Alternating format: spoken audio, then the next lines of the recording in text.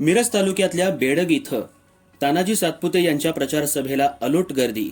मिरज पूर्व भागातल्या सभेला लोटला जनसागर.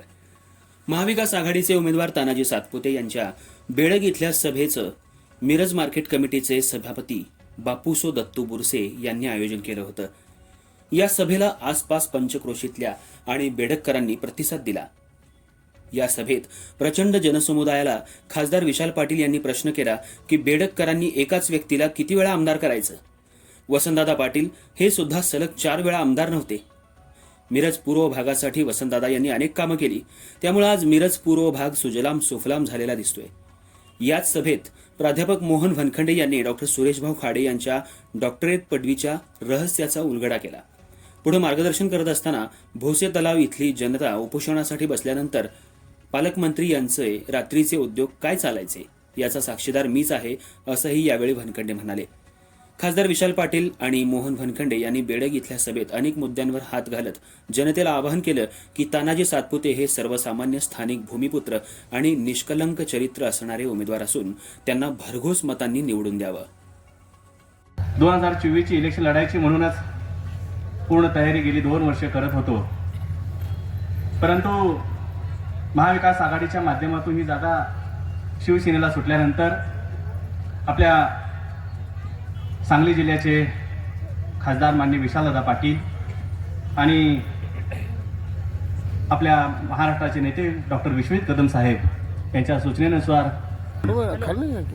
मी आपल्या महाविकास आघाडीचे उमेदवार, शिवसेनेचे उमेदवार माननीय तानाजीदादाच्या सातपुतेच्या प्रचाराला जी माझी काही फौज टीम तयार झाली होती, त्या सर्व फौजेसहित, सर्व टीमसहित पूर्ण ताकदीनं कामाला लागलोय.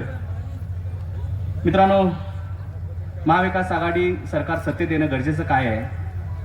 आपण 15 वर्ष पाहतोय, मधली 2.5 वर्षे पाहिली की घोषणाचा किती पाऊस झाला. शेवटच्या 1.5 महिन्यात मला वाटतं बजरंग भाऊ आपल्या जवळजवळ 25-30 कॅबिनेट झाल्या.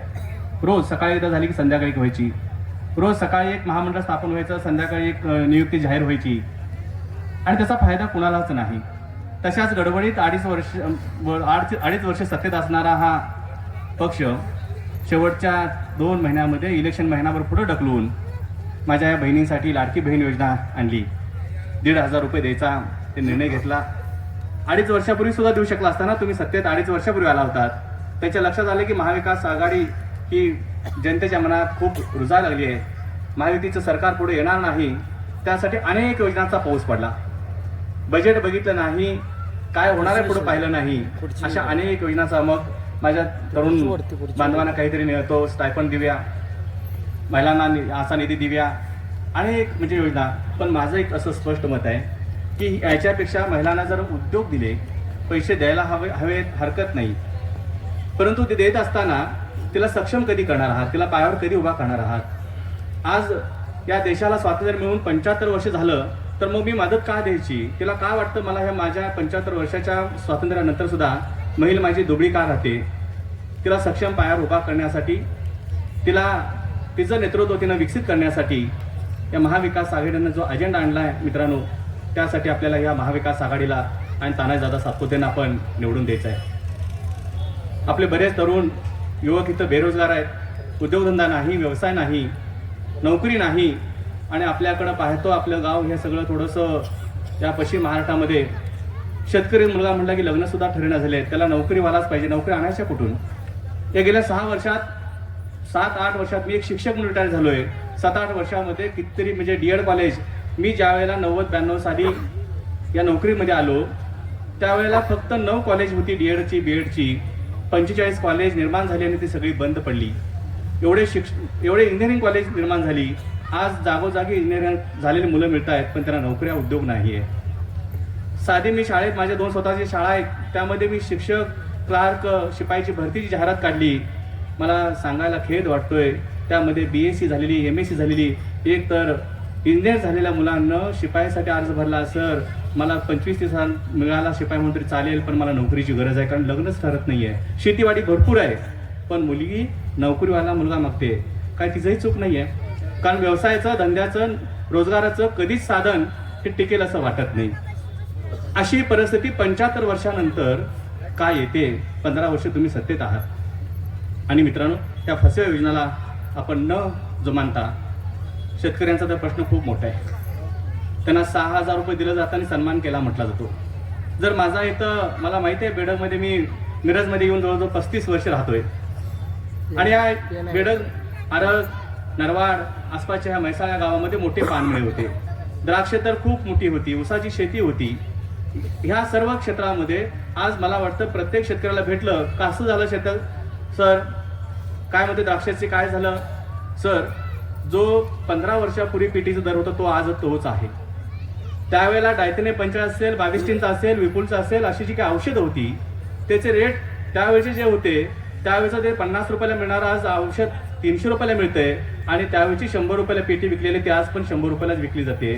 म्हणजे औषधाचे आणि खताचे दर एवढे वाढले तरी शेतकऱ्याच्या मालाला कधी भाव वाढलाच नाही. हमी भाव कधी देणार आहात की नाही तुम्ही? मग परत म्हणायचं आम्ही शेतकऱ्यांचं असं करू, तर हमी भाव 6,000 देऊन होणार आहे काय? आणि आम्ही शेतकरी बांधव जर आम्ही द्राक्ष शेतीसाठी 2 लाखाची औषध आणली असतील, एक 5-6 एकर बाग असेल तर 2 लाखावरती मी 18 दुनी 36,000 रुपये मी GST भरतोय आणि 36,000 आमच्याकडे घेताय आणि 6,000 रुपये आम्हाला देताय. महिला भगिनींना पण तेच सांगायचं आहे, आपल्याकडून वेगळ्या रूपाने जो कर घेतला जातोय. तुम्हाला सिलेंडरचा रेट माहित आहे पूर्वी काय होता? दिवाळीच्या अगोदर आपल्या तेलाचा डब्याचा रेट 1500 होता, तो आज 2200-2300 झालाय. एका डब्यामागे 700 वाढवले, 2 डबे घेतले की आपली महिन्याची लाडकी खुश झाली, 1500 रुपये तिला मिळाले. अरे माझ्याच खिशातले पैसे काढून शासन पैसे देणार आहे कुठून? आमच्याच टॅक्समधून, आमच्याच मिळालेल्या अशा विविध योजना करायच्या, वेगळ्या कर रूपाने पैसा साठवायचा आणि आमच्याच लोकांना धूळफेक करायची आणि द्यायची. त्याच्यापेक्षा काहीतरी असं कन्स्ट्रक्टिव्ह काम असावं, अशा पद्धतीने काहीतरी काम केलं पाहिजे की तिला रोजगार मिळाला पाहिजे, तिच्या स्वतःच्या पायावरती मुलगा उभा राहायला पाहिजे. तरुणांना आज आपण रोज बघतोय नवीन उद्योगधंदे हे सगळे गुजरातला चालले. स्वर्गीय वसंतदादांच्या काळामध्ये, यशवंतराव चव्हाणांच्या काळामध्ये महाराष्ट्र 1 नंबरचं राज्य होतं आणि आज या 15 वर्षामध्ये महाराष्ट्राचा नंबर 6वा-7वा आहे. हे कशाच नव्हतं होतं काय? मित्रांनो, आपण स्वाभिमानी व्हायला पाहिजे, स्वावलंबी व्हायला पाहिजे. आणि तुम्ही माहिती आहे इथले आमदार त्यांनी केलेली कारणं, आम्ही यावरती जास्त बोलणार नाहीये, कारण हेच पैसे आपल्यातनंच कामाच्या रूपाने विकास केला दाखवायचे, त्यातून पैसे मिळवायचे, त्यातून पैसे तुम्हाला वाटायचे, 2-4 दिवस काहीतरी चैनी करायला लावायची आणि परत सत्तेत द्यायचं आणि परत तेच आपले बगलबच्चे घेऊन परत निवडणूक जिंकायची. हा फंडा आता आपण विसरला पाहिजे. परत एकदा आपल्याला या महाविकास आघाडीला निवडून देण्यासाठी आपण प्रयत्न केला पाहिजे. त्यांनी एक मोठी जाहिरात केली आहे.